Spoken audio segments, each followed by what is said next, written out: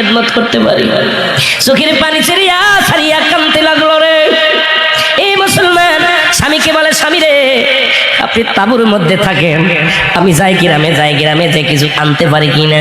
স্বামীকে ওই তাঁবুর মধ্যে রেখে, কুড়ে ঘরের মধ্যে রেখে গ্রামে যায় কাজ করতে। সারাদিন ভরে বিবি রহিমা মানুষের বাড়ি থালা বাটি মাজে, সারাদিন ভরে মানুষের বাড়ি পানি উঠায়, সারাদিন ভরে মানুষের বাড়ি কাজ করে, বিনিময় কিছু জব পায়।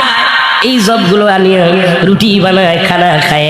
সারাদিন পরে মুসলমান যখন সন্ধ্যা লেগে যায়, হযরত আইয়ুব আলাইহিস সালাম রোজা রাখে, বিবি রহিমা রোজা রাখে, দুজন মিলে এই খাবারটা খায়, ইফতার করে, আবার আল্লাহর দরবারে প্রশংসায় পড়ে যায়। সারাদিন পরে এসে স্বামীকে আদর যত্ন করে, গায়ের মধ্যে একটু পানি দিয়া ধোয়া যত্ন করে রেখে দেয় গো। আমার সন্ধ্যার পরে ইফতার করার পর স্বামীকে আদর যত্ন করে। মুসলমান এভাবে কাটতে লাগলো অনেক দিন, সময় কেটে গেল রে মুসলমান। কিন্তু আইয়ুব আলাইহিস সালাম ঈমান হারান নাই, আল্লাহর দরবারে প্রশংসা করে, আল্লাহ তুমি আমারে যত রোগ দাও না কেন, আমি যেন একটা মিনিটের জন্য তোমারে না ভুলি।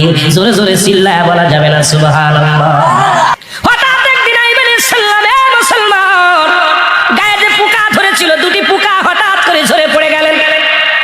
আইয়ুব আলাইহিস সালাম লক্ষ্য করে দেখলেন আমার গায়ের মধ্যে লক্ষ লক্ষ পোকা।